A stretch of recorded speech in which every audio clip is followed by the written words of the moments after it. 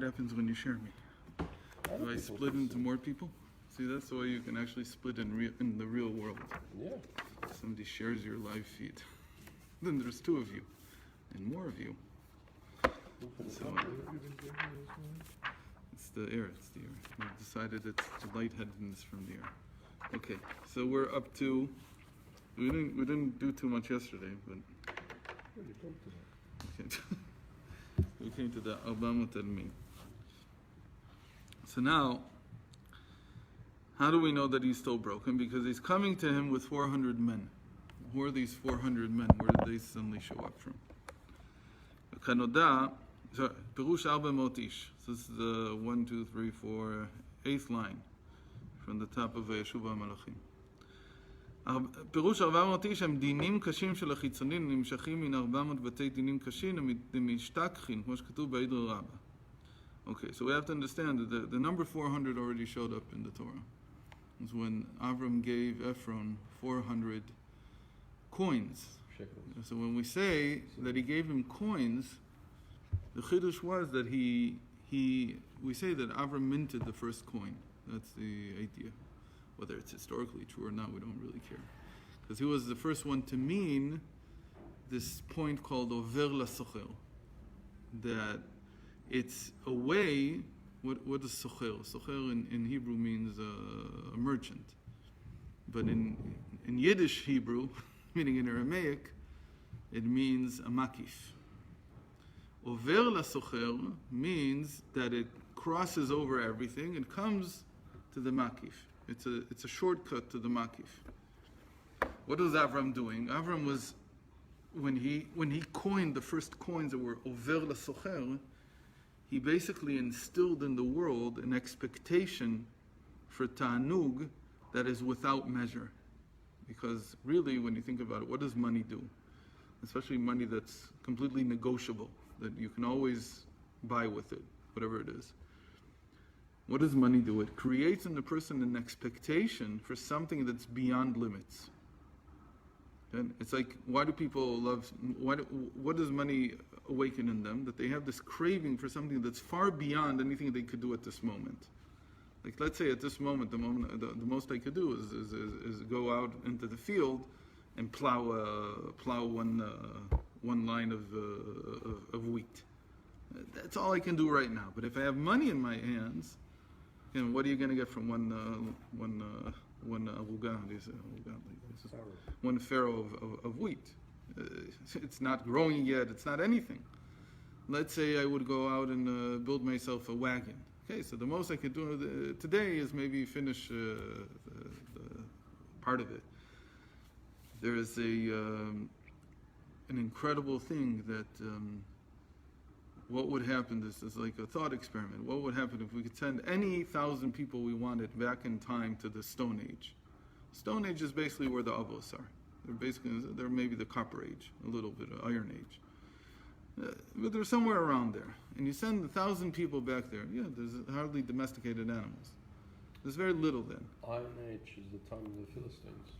Okay, so they're approaching the Iron Age. So I would send 1,000 people back, any people I want, best engineers, best scientists, whatever I want. How long would it take them to build a smartphone? The answer is, they could never do it. Impossible. Doesn't matter who you send back. If you don't send the materials and the tools that we already have developed, there's no way they can do it. Why? Because even just to get from the ground the materials, the basic materials needed to begin to build it, they would never be able to do in their lifetimes. They would die of starvation before. There's no way they can. So what did money do? Money created a leap. It created, and then you've got all these modern books called The Story of Money and The Story of Interest and the story of interest is a problem, but the story of bituach, of insurance. There's an incredible book called Against the Gods, which is the story of insurance, how insurance developed and what it allowed people to do. And basically what Avram instilled into the world is this incredible yearning for something that's far beyond my capabilities right now. So I can imagine something that have all this buying power that's not linear, it's not related at all to what vessels I actually have right now. And he started instilling that by buying the Marat HaMachpelah, the cave of the Machpelah. And so this is exactly what the type of ta'anug, the type of pleasure that Esau represents. So in a certain sense, Esau is the one most Gashmi.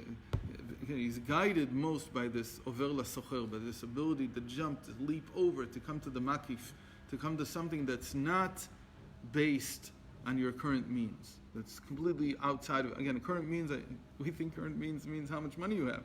But really, current means is what can I do with my two hands? I can't really do very much. There's not very much I can do. So, but the money creates this, wow, I can suddenly tap into the infinite, into something that's without end. It's a leveraging tool. Okay. It's an incredible, and specifically in Ruchnius, what it means is that Avram wanted people lichsof. He wanted them to yearn. Because he couldn't find another way to convince people that there's something beyond the idols that they are serving. Meaning, really what money does, it's very spiritual in that sense. It makes you spiritual in your thinking. It makes you spiritual in your expectations, in what you're looking for. And it awakens this yearning in you, and yearning for the infinite, which, if it's rectified properly, becomes a yearning for God, who is beyond all the abilities that you have, all the expectations you might have, who's beyond all the definitions you might have, and so on and so forth. And Esau, in a certain sense, he reached that yearning, but more in a Gashmius manner. When it becomes Gashmius, he says, when you transmit or you transform this incredible yearning that was supposed to be for the infinite, for Hashem who's beyond all definition, beyond all your means, beyond all your tools, beyond all your conceptions, then out of that come, and that's his sign, Albamot Ish, these 400 people, not these 400 coins, but which were just meant to awaken the yearning, but these 400 men who are dinim kashim shel achitzonim, and they're the residue that's left over when you use this yearning to yearn for something physical instead of yearning for Hashem. So it creates all this din in the world. It creates all this animosity in the world. And it's exactly the story of money, because on the one hand, it was supposed to create, and it does, it gives people a concept. That's why it's a big deal. It is a big deal. It's not stam. In Reb Nachman's story of the Baal Tfilah for him is like the Mashiach. The last country he comes to and he rectifies, and he says in the end, Reb Nachman says, and he didn't. And in the story, it doesn't appear how he rectified me. I don't know how he did it, but the last stage of human history, he says, is this incredible, insatiable appetite for money. It's a country that's all based on money. He says, because really, it's the most spiritual thing. Except that people abuse it, and instead of it becoming a source of explaining to somebody what it means to yearn for something spiritual, for something that's beyond you, it becomes something that they want here and now in their hands. So really the last stage, it says in the Gemara, is when does Mashiach come? What does it mean, tichle pruta min hakis? That there's no more coins. When you won't be able to touch it anymore, then it'll become completely transformed into something spiritual. But the moment there's no question that's what it's talking about. It doesn't matter if you do it with crypto, you do it in any other way. But the moment that you transfer it into some kind of virtual measurement, like in your bank account, where there's no actually physical. It doesn't matter if you do it this way, you do it that way. It doesn't really matter how you do it, and the technology doesn't matter. The point is that you're not holding it in your hand anymore. It's not. There's this image in America that they love, a sweaty wad of dollar bills. That you don't hold it like this, then you've spiritualized it. You've begun to understand what it means to yearn for something that's beyond. It's actually an interesting concept. Retailers want you to use electronic money rather than cash. Right, because it's easier. It's easier to part with. Yeah, right. That's the main idea. Okay, so that the Gemara says in Sanhedrin, Tzadik Chet, Tzadik Zayin, that the Mashiach comes when he's able to transform this yearning for money into something spiritual, and the step that's needed for that to happen is for the money to become virtual. It can't be physical money. It can't be actual matbeot, except for the matbeot that the king creates. And that's a different discussion altogether. And now, so these 400 men, they're the residue of Esau being broken, and what he's looking for is just to gain his physical pleasures. And he hasn't been able to transform all his entire search for pleasure into something that yearns in the end for the Ein Sof, for the infinite, for Hashem.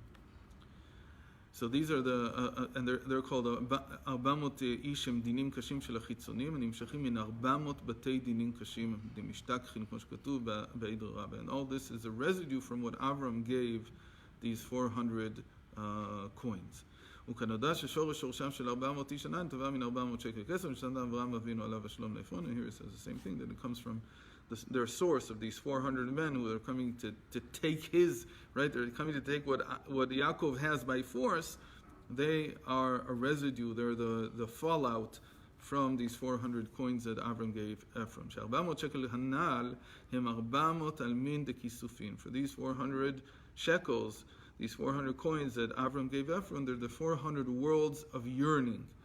The Yarte tzadikaya le'alma de'ati. And that's what the tzaddikim inherit in the world to come. Meaning in the world to come, what you get is the yearning, is this incredible yearning for Hashem. Again, this is not in the world to come, after a person passes away. דהיינו שהם בחינת אורות שפע העונג העליון הנמשכים מבחינת עתיק הקדישה, שהוא בחינת ממוצע בין עצמיות האינסוף לעולם האצילות, כנודע שהכתר הוא ממוצע בין המעציל לעצמי, ושם נשפכו השפעות העונג לעליון לצדיקים לעתיד לבוא. And all this is the pleasure that the neshama receives.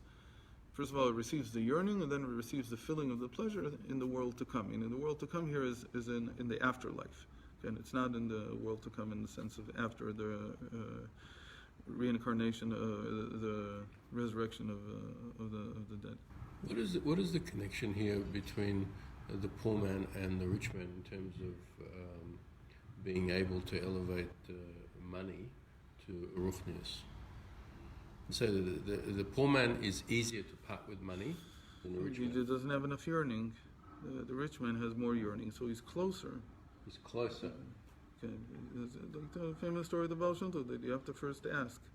If you don't have any yearning to Hashem, like if the person doesn't have any yearning, there's something wrong. Why are you not yearning? What's wrong? So you've given up. Why have you given up? Maybe give up on the physical pleasures, but don't give up on the spiritual pleasures.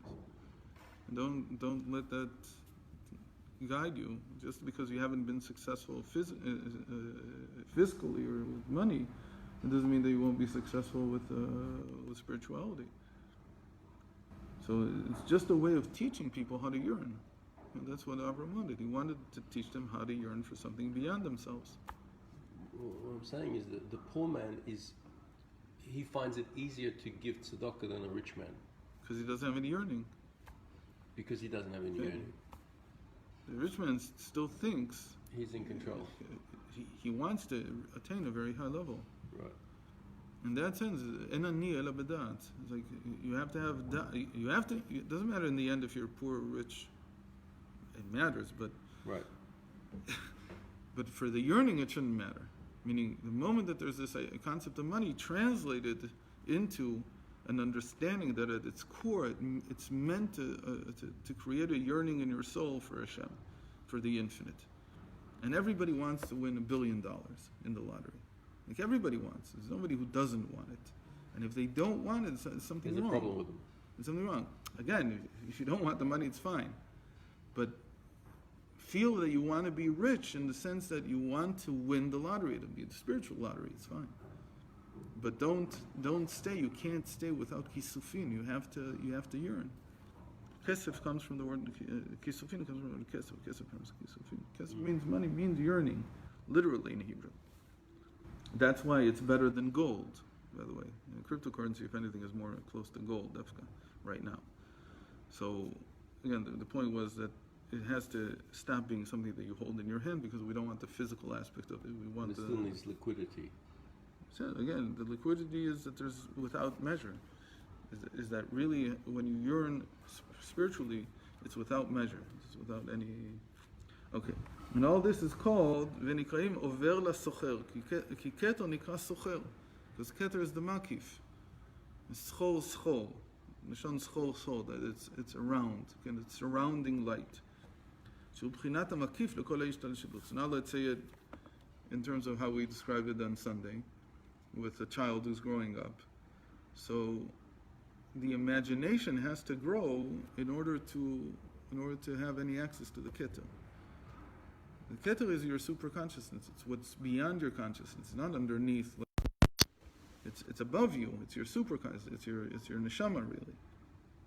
So when the child is maturing and he goes through this, he ends the latency period, 11, 12, and he begins to have all these problems. Rebellious stage. Well, it's more than rebellious. The rebellious stage really is at age 2 or 3.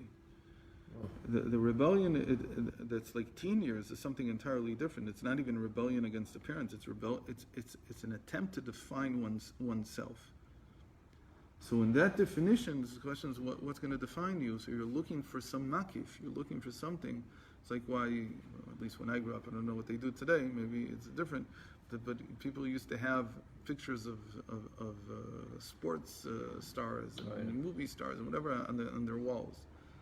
That was their makif. That was their schol schol. That was their keter. And that's what they're trying to take light from there. And this is what I'm yearning to become. Okay. It has to. You can't grow without this. The question just is, so what's going to be your hero? Who's going to be your hero? Who's going to be the keter? Who's going to give you kisufin? Who's going to give you this yearning? So this is an attempt to attain das. And when I am able to integrate it into myself, it becomes dat. Okay? Yeah.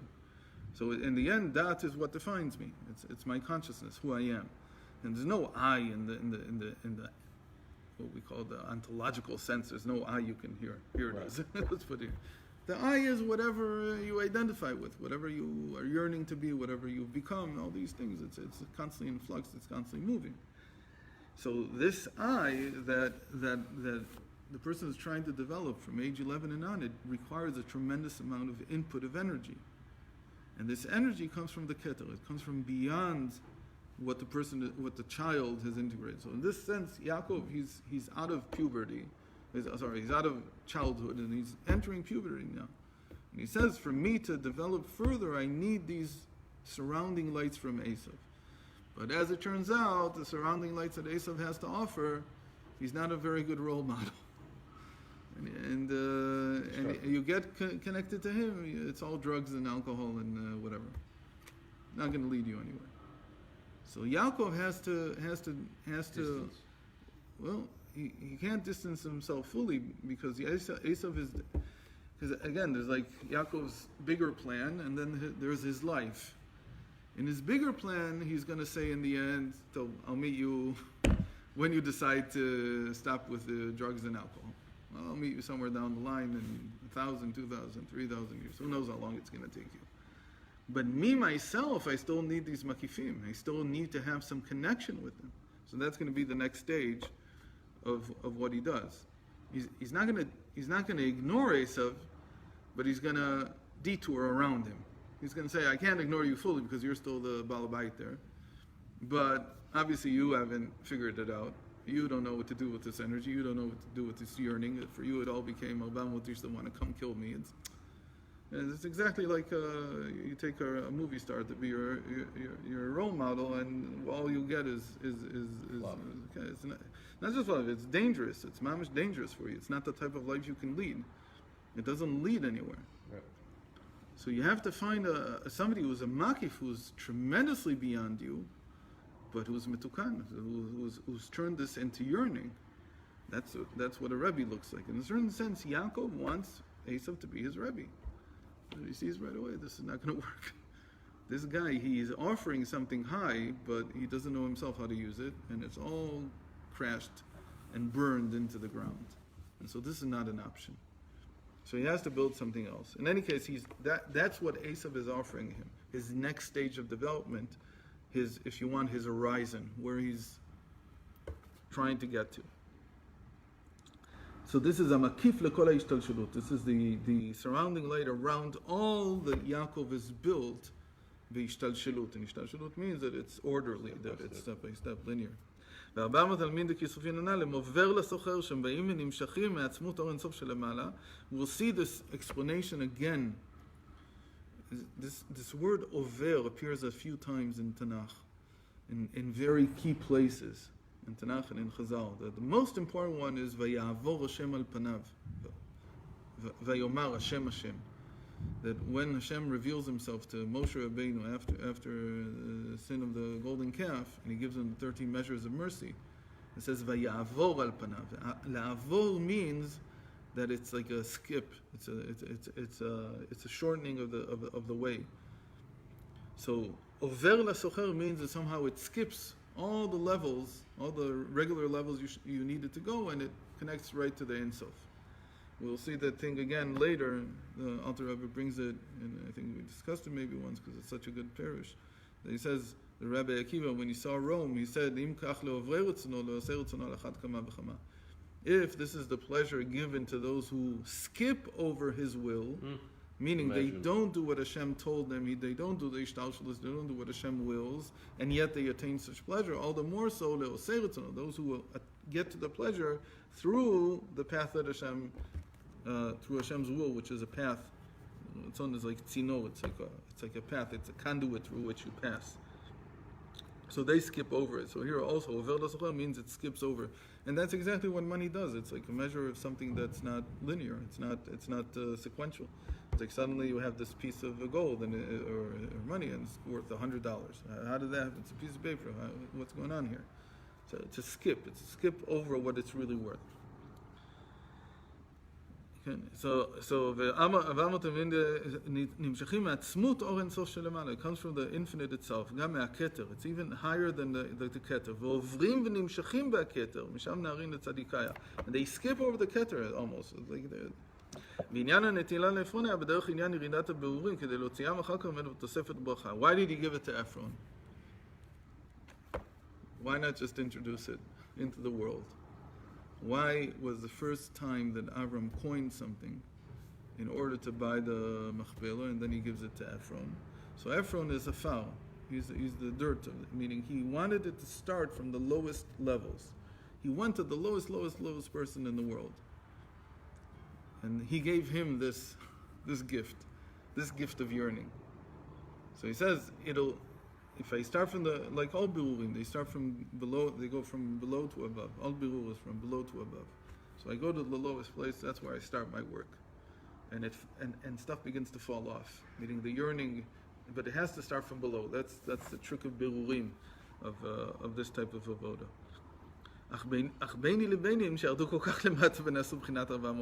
But Ephron was just a foul, it was just klipat noga. But when it came to Esau, it already became klipa, the gimel klipot etimot, became the impure husks in the world, the impure part of reality. And so by Esau they become v'ubchinat sak. כמו שכתוב, אלביש שמיים כדרות ושק אשים כסותם. Sak means sackcloth. Basically the same word in English. Sack, same thing. So when you say something is a sack that you wear, it's these the cheapest of all garments that you can possibly wear. It's like a burlap sack. You're wearing nothing. So that is where Esau took it. And still a sack is equal to 400. But here it's the lowest level of 400. And the same thing when a person's in Avelus, when he's in mourning, so he wears a sack. So the Torah is wearing a sack. Why? Because the point of the Torah was to instill in you knowledge of Hashem's will. And here he takes the money, he takes all this yearning, and he turns it into just fulfilling his physical pleasures. So the Torah is sitting aside, nobody wants it. דהיינו שנתבע בחינת לבוש שק שהחיצונים יונקים ממנו, ולעתיד לבוא בגמר כל הבירורים, כשיבולם אביד לנצח ודרוע אותו מהאוויר, אז יחזיר עפרון 400 שקל כסף לשורשם ולקדושה בשלמות. So really, if you would trace these 400 men, these 400 things, whatever, these coins, so Ephron it didn't work. It didn't elevate. It didn't raise Ephron. It didn't raise anybody that he gave it to, and so it just fell down. and it became just a source of greed and pride and so on. So, but in the end, for Ephron himself, for everybody that he came, there's a sort of like the it became objects of greed. They weren't really. ומעתה ידע יעקב שאי אפשר שישפיע לו עשיו משורשו את המקיף דתו שהוא מבקש מאחר שהוא בעצמו למטה. So now Yaakov knows I can't, like we say, you can't follow. This is not going to be your Rebbe. He can't give you what you need. Ve'ein eitzah, and his only now possibility, his only way to move forward. So now Yaakov himself now has to get to this makif. He has to come to this thing that Esau was supposed to do. To come to this level of bli gvul, of no limits, of the opposite of Torah, the opposite of what Yaakov stands for. Yaakov stands for everything being orderly, everything being in its place. Now Yaakov has to he has to do Esau's job. But for himself, again, it's not the general job, because Esau is appointed to do that. It's not going to help. Yaakov can't do Esau's job. It's not going to work. But at the individual level, he can. And that's what he's going to do now. So now that he knows that he has to bring these lights down, how do you bring lights down? You raise something up. And so it's always aliyah l'tzorech yerida. So it's called avodat tzorech gavoah. That the work that we do below is in order to bring something down. And we elevate something in order for something to come down in return. So now he needs to raise something. How do you raise something? What's that called? That's called a korban. You have to bring a korban. You have to do some man. Mayim nukvin. Mayim nukvin is feminine waters that rise. They're a symbol for any kind of me greeting the higher level. So I'm the feminine now, so I'm from below, and I rise up in some way, I do something special.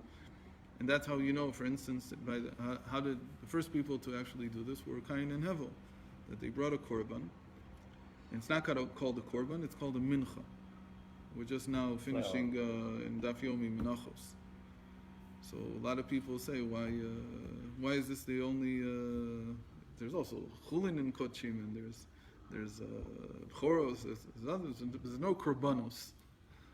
So you think kochim, the main part of kochim, should be the korbanos.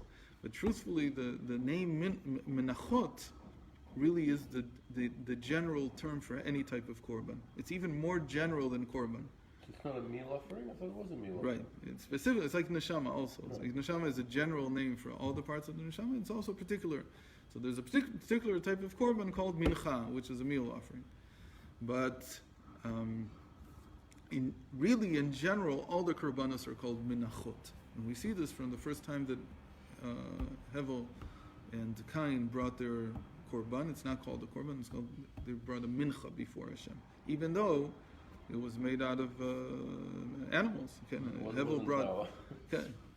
So in the end, it turns out that he gave wool, but it doesn't matter. What was the point? The point is, how did Cain know that Hashem didn't accept his mincha, his korban? So he knew. Well, that's one of them. The fire didn't come down, but even before that, he knew. Because what? Because he didn't give the best. Because it could be sometimes that the fire doesn't come down. So there's something more important than the fire. That's what it says, that the yashan, the reach, didn't rise straight up. Oh. So when they depict it, like in Mechon HaMikdash, there's a very beautiful picture of it. And you see that Hevel's ashan, the smoke, the smell goes up like, and that's like one of the 10 nisim that occurred in the Beis HaMikdash all the time. That me'olam lo nitzchu gshamim et esh ha'ma'alecha. That you could always see a straight, and they say gshamim, they mean it doesn't matter how much wind there was, you could see a straight column going up. And that you're able to ascend that way, that's the sign that it's a real man, it's a real mayim nukvin, it's a real awakening of the feminine below to rise to and awaken what's above, so that it come down. It's a form of attraction. Okay. How does it attract? It attracts because it's something special, something unique. There's two explanations how it attracts. So the Panimi one is it's like smell. That's why it's called Reach Nichoach. Why Hashem smells? Hashem doesn't smell. But what's the idea? It's like perfume. It's like a type of, the point is that we're attracted by perfume because it's something different, entirely different, and it's like in everything. It triggers senses. So out of all the examples of something special and unique in our experience, the sense of smell is the most powerful. In that sense, it awakens a person like nothing else can. That's why Hara Moriah is called Hara Moriah. There's Mor is musk. Mm-hmm. So what there were, what are the type of animals? Deer running around Hara Moriah, and you could gather musk from them. No, it says it was called Hara Moriah because that's where we brought the korbanos, that they give the smell that awakens Hashem as well. Or the incense, or everything that has to do with smell, really is the goal of all the meaning. If you think about it very easily, you could bring all the korbanos without animals. Right. You don't need them really. What you need is to be able. It's like there's a whole system of healing called Bach something. If you knew how to extract the smell that you needed, it would do the same thing exactly. What about all the avodas that you need to do for the korban? Etc. It's just a hechsher. It's not the korban itself. In the end, it's the smell that comes out of either the incense or the korban. So you can give the Kohen his steak. And it's very interesting that this is not discussed seriously for some reason, but really, and this is what's called in the Zohar. He has a beautiful phrase for it. Ki ruach aite ruach ve'amshich ruach. This is the third line here. Because ruach, you can explain it as wind or like spirit, but the word reach comes from ruach. It comes from wind. So really, when you say that the smell is going up, that's like the soul of the animal going up. Because really, what I'm looking for, I'm not that, I don't know, coarse. I think by shechting an animal, the spirit came up. And the whole thing is that it's a symbol for me doing something special beyond and awakening Hashem through my actions. And of course, as you become more and more edel, as you become more and more refined, you don't gain it from shechting an animal. You gain it from in some other way. So this other way is a little beyond us at the moment. I don't know if anybody knows exactly what it's going to look like. But okay, in any case. So that's in the Zohar he calls it ruach aite ruach ve'amshich ruach. That the ruach that comes up, the smell that goes up, or the wind that goes up, or the soul that comes up, brings down two measures in response. Okay. This is a very important thing. That there's always, when there's a true coupling, there's a true connection. So the one who's responding, it doesn't matter if it's first Hashem awakening and we responding, or we awaken and Hashem responds. The result is twice as much. So, for instance, an example is that when a person does the basic meditation in the Tanya, what's the most basic meditation in the Tanya? He says that sometimes a person feels burdened. He feels that everything is heavy on him. He's not talking about heavy because he has to go to work and so on. He says, all of Torah and mitzvahs feels too much for me. So he says in Perek Lamed Gimel, what should a person do? So he takes from Midan Chavakuk Alachat. Chavakuk, he taught us that in the end, tzaddik be'emunato yichyeh. That really there's only one mitzvah. It's the first mitzvah in the Rambam. What is it? To believe in Hashem. What does it mean to believe in Hashem? There's only Hashem. There's nothing else. So says the Tanya, if you feel burdened by everything, you feel it's too much for you, so go back to this one simple truth, which is that there's only Hashem, meaning erase everything completely. There's nothing here except for Hashem, not even me, I'm not here either.